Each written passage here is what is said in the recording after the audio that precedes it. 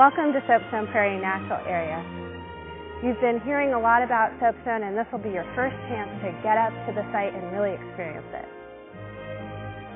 We're extremely excited to be opening Red Mountain Open Space, and we'll be offering guided hikes and public presentations to folks so that they can become more familiar with this wonderful area that we've been able to preserve up here. Look out here. Look at this extraordinary landscape. This is the most amazing partnership that came together in 2003 to create the Laramie Foothills Mountains to Plains project. Larimer County, the City of Fort Collins, the Legacy Land Trust, the Nature Conservancy, and Great Outdoors Colorado came together to work with the willing landowners up in this landscape. In 4 short years, we have now protected over 50,000 acres of land. Future generations are going to be able to come here and always know that these wide open spaces are going to be here for them.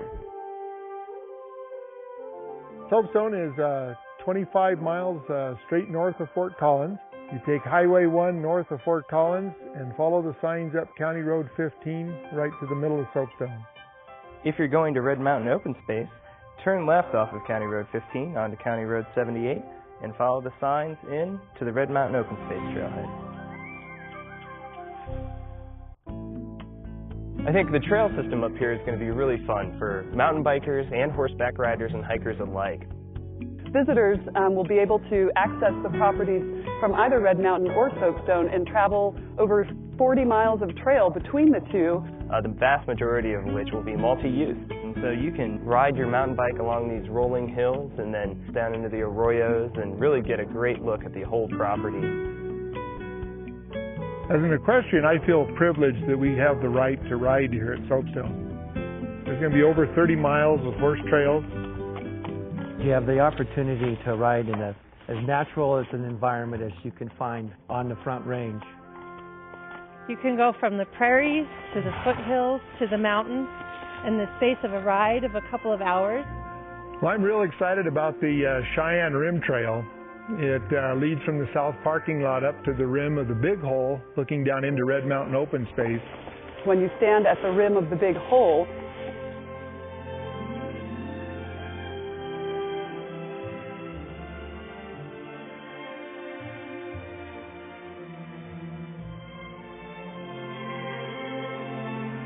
We also have a high level of biodiversity here. You get species from both the plains and the mountains. You have the opportunity to see elk and deer and grouse, native species that have been here for centuries. We have 22 species of grassland birds that are declining elsewhere and really are considered rare or a species of concern. That's one of the reasons we closed the Plover Trail from April 1st to July 15th, to allow these birds to come in, mate, and have the nest, rear young.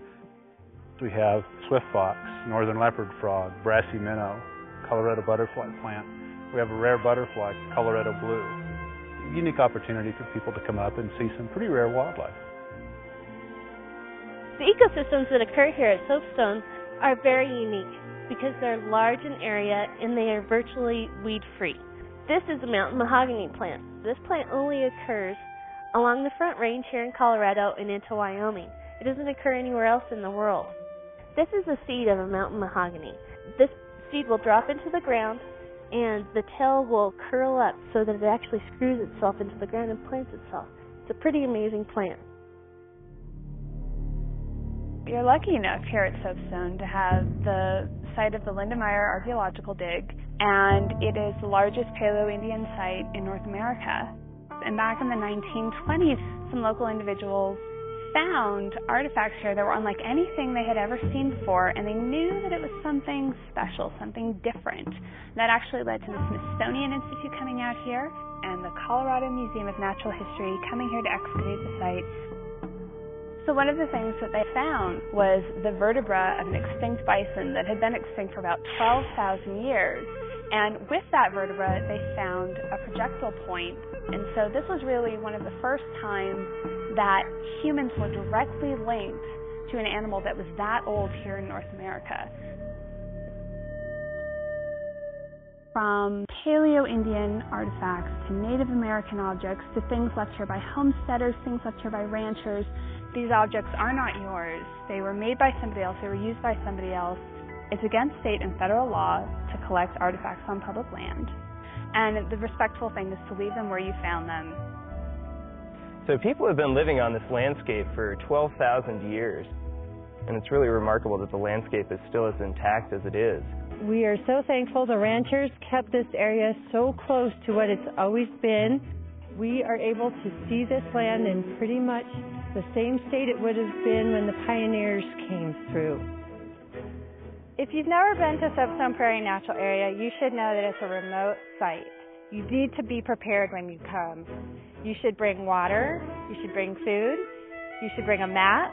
There's quite a bit of cactus and rattlesnakes and all the other wonderful things that make up this ecosystem, so wearing good sturdy boots is important. You could be out 10, 15 miles away from the parking lot and the weather could change, so you need to be prepared for that. Well, Soapstone is about 1,000 foot higher in elevation than Fort Collins, and so the temperature is almost always 10 to 15 degrees cooler.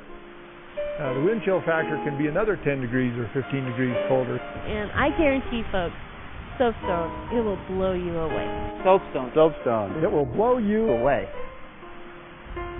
Well, we say that tongue-in-cheek, but the truth is it can get quite windy around here. Soapstone Prairie Natural Area will be open 9 months of the year. So come enjoy this remote and beautiful place in the spring, summer, and fall. But when you do come, be prepared. There are some great family opportunities here. We have several picnic shelters. We also have a 1/4 mile paved trail to the Meyer overlook. I think they're going to love it here. Okay, you want to put this on? Okay, bud.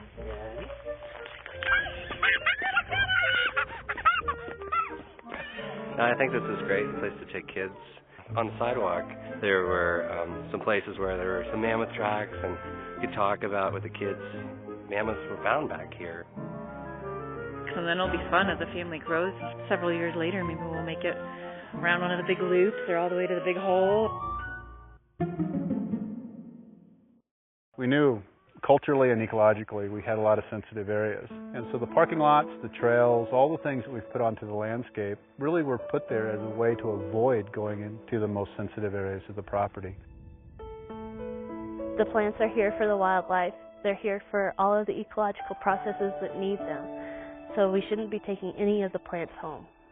This is a very sensitive ecosystem, and it's extremely important that we stay on trail. And if you add in the cultural resource values, we are really concerned about folks taking stuff away from the property that should really remain where they find it.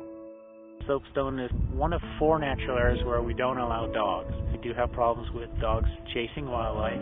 You need to keep your dogs at home. We won't even allow them in the parking lot. You'll be turned away at the gate. I encourage my fellow equestrians to employ all the leave no trace rules. Be sure you take all your trash out with you, pack it in, pack it out, and just enjoy the experience and leave it for others to enjoy also.